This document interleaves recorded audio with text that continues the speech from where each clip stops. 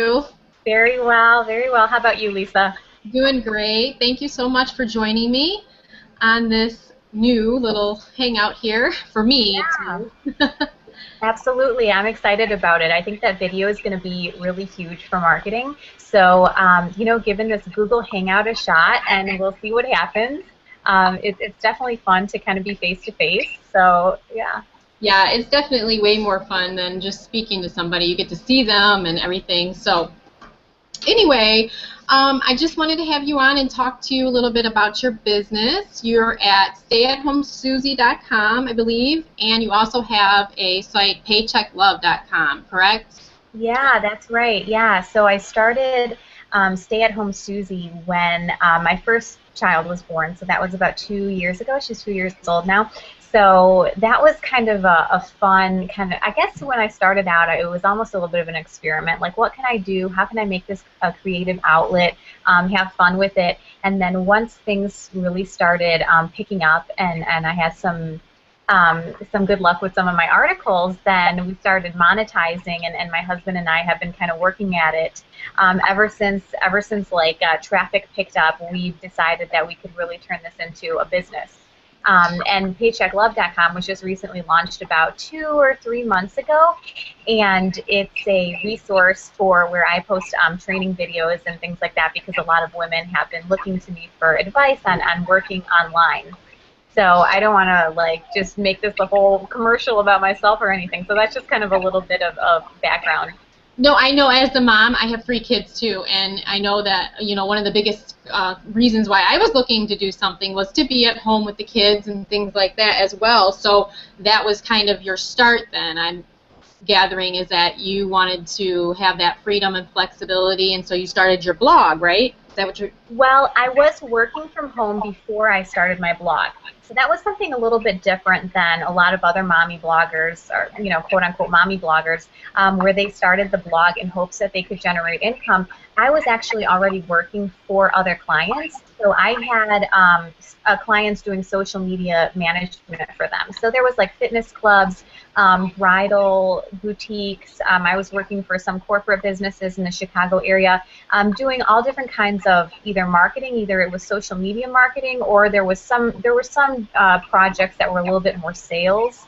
But nevertheless, I was still able to like flip open my laptop and start working from home. So that was before I even started the blog. I had that kind of service-based business model that was going.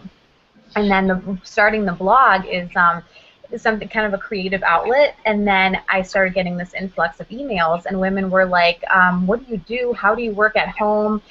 Because the money wasn't coming from the blog. It was coming from those services that I was providing for other businesses. So how did you even get started with the services? That's a good question. So I went to this networking event, and it was like, I think it was Google Run or something like that. So it was a cool marketing event, and I heard about it through some organizations. It was in Chicago, and I went and met a couple contacts, and one lady in particular was looking for some help in her business. And she's like, we could do this remotely, and basically kind of gave me the scope of work. And I was like, wow, this sounds really cool. At the time, I was working at a full-time job, but this kind of opportunity just approached within conversation with somebody that she was looking for extra help. And I thought, well, I mean, honestly, all of the things that she's asking for can be done online. I mean, you need to be able to prove the work that you're doing. And so if you're in like accounting, if you're a virtual assistant, a social media manager, I mean, a graphic designer, there's so many different things that you could be doing just flipping open your laptop. So it's kind of this service and results-based business model. So nobody's like looking over your shoulder as you're working from home, obviously, but you have to produce results. And that's like the thing that clicked in my head is like, as long as I can work hard and produce results for companies, they don't care, where I'm going to work. Yeah, that's right. Wow, that's awesome. So do you do services still, or how has your business model changed? Yeah, I've slowed down on the service based. I kind of like to. I've got this strategy that I'm really going to be shooting for in the new year, which is combining working income with sales, like online income as well. So services, and then also selling products.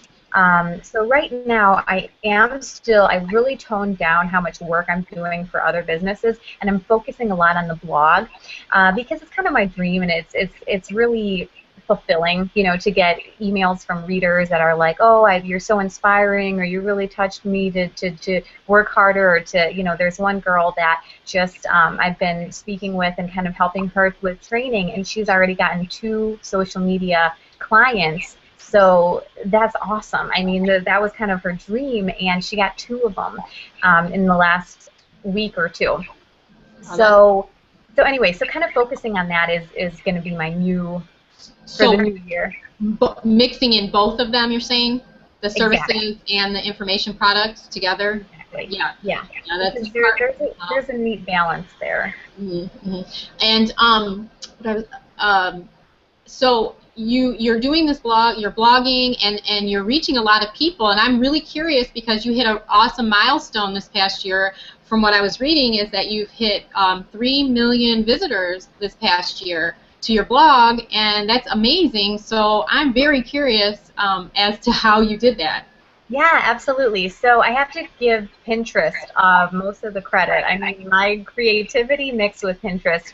The thing about social media is that, okay, for me, Pinterest has been the most effective. So what I've noticed is that when you post an article, and there's that curiosity aspect where you post something and then people are wondering what's on the other side of the pin, right? So if you're just posting a pretty outfit, you know, a dress or something, people don't usually click on those pins because they don't really care what's on the other side unless they want to buy that product.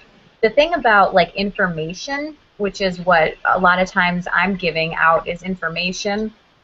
You know, if you title it something that leaves people really curious, even like a how-to or article or 5 steps to whatever, people will click on that because it's not listed, it's not given right there. You have to click through. And obviously when you click that pin that I create, you know, through graphic, I use a tool called pickmonkey.com, and I create little graphics so that people can pin that, and then obviously that sits on the article. That gets pinned and repinned and repinned, and if it's something that's kind of has that curiosity thing, and that it also has to be kind of mass appeal, and that's the stuff that kind of goes viral, so to speak. So I started getting hundreds of thousands of repins on some of my articles. One of them was about losing weight after you have a baby. That's one of my most popular ones. Also one that had like date ideas or nice things to do for your husband. And people were kind of curious, you know, what are they? You know, what are the tips? What are the reasons? And then they would click through to my website. And so anyway, Pinterest is kind of my secret sauce, I guess you could say. I've been, you know, dabbling with Twitter and Facebook. Of course, you know, trying to balance all of the different projects that I have, it's a little bit hard. So at this point, I'm wondering, you know, if I've had the most, the kind of maybe sticking with the if there's a takeaway for other watchers, or viewers, if there's something that's really working for you, like build on that, because the more I scatter myself thin, you know, a little Twitter here, a little that, and Snapchat and Instagram and this and that, then I get so scatterbrained, you know. But it's like, if Pinterest is working so well, then I should just keep doing that, you know. Yeah, wow. I know. I know all about that, spread myself thin all across everything. And so, yeah, I need to focus on one thing at a time. It's definitely helpful that way. So, okay, so then people are coming over here. Tell us a little bit about your success with Paycheck Love that you just started. It's a membership site, correct? Yeah, so I started out when I told you that I was having, you know, a lot of people asking questions about what I do at home, how I work from home, you know, and what kind of career path. So we started an ebook, and the ebook is good, and I know that it's changed a lot of lives in terms of getting women to understand, yes, I can make my own opportunities. Like, it might be a little bit hard or uncomfortable at first to like go out and find a client or two, but once you nail them, you're like, this is awesome. I'm working from home. I make my own schedule. You know, you kind of run the show. So it's like, yeah, there's that little hurdle, but just get over it, you know. And some people needed a little bit of extra help. So we started that membership community, paychecklove.com, where I offer videos. I do a monthly Q&A call. There's just lots of more support for people who are, still have questions and whatnot. It's kind of the ongoing, pay monthly. It's only like $20, $19. So for that little tiny price tag, it's like less than going out for dinner, right? But if it's going to help you grow your business or design your life, which it's amazing how people spend like so much time planning their vacations or these like silly things, but when it comes to planning your life and your income, it's like some people don't even spend a lot of time doing that or don't want to spend money or investing in themselves. And that's huge. When you invest in yourself, your personal growth just explodes, and it shows. I totally agree. So you have two young ones. How do you manage your time between your business now that you are working from home? How do you manage that? I get a lot of help. Yeah, when you're earning money, you have to know that you have to spend money. So I have a nanny that we pay. We pay her, and I hired a cleaning lady. I'll be honest, like I've got help around the house so that I can kind of work my magic. And there's a certain there's a speaker somewhere that I saw that talks about like staying in your zone of genius. And I'm not saying that I'm a genius, but there's certain things that I'm really good at. So I try to focus a lot of my energy on the things that I'm good at. And I'm not good at cleaning. So, for example, that's something that I've delegated to somebody else. I love to spend time with my kids, and in the middle of the day, like I can take my daughter to the gymnastics. In the middle of the day, they've got like a 12 o'clock open gym, or I could go work out. It's kind of that awesome flexibility aspect. So even though the kids are with a babysitter or nanny sometimes, I try to keep that to like between 20 and 30 hours a week of getting help, because obviously the whole point is that I still want to be with my kids, and they are my number one.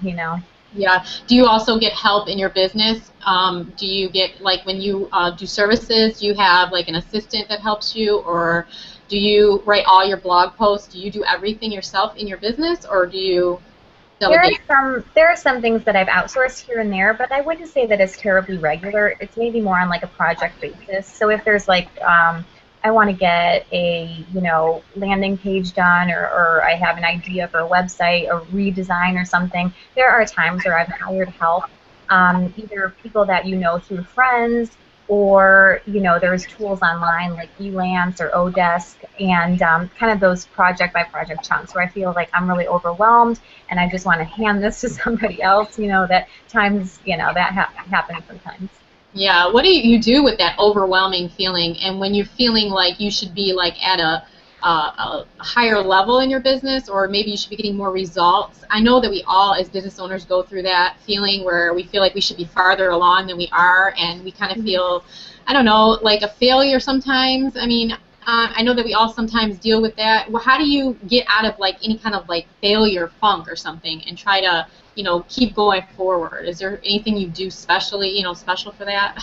Yeah, that's a really good question, and it's probably a good one to end on because I know we only have like a few minutes left. We wanted to keep this short. So I actually wrote a blog post about how to get out of a rut, and I'm trying to think back on what my advice was at that time. But if you really get in a low place, you have to really stop and look around and realize how blessed you really are. I mean, a lot of us have been born into a lot of opportunity, right? If you have a laptop and an internet connection, shelter and food, it's like you have the means to create something really great, right? And so just start creating and stop focusing on the money part. I've gotten that advice a lot, and that kind of focusing so much on how much you're going to earn can get you really stressed out and kind of in a negative place. So if you focus on giving and serving others, I think that's going to get you further, and just caring about other people.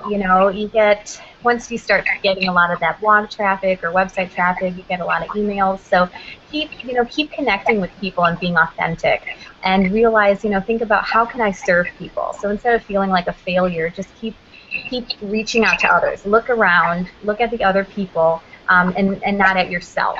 You know what I mean? Look outward and say, who can I help? How can I be of service? And what can I create that will be useful for other people?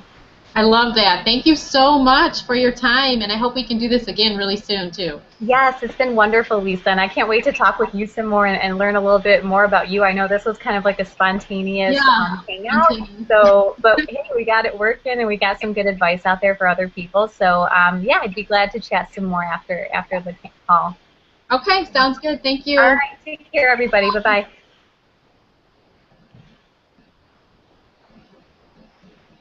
Oh.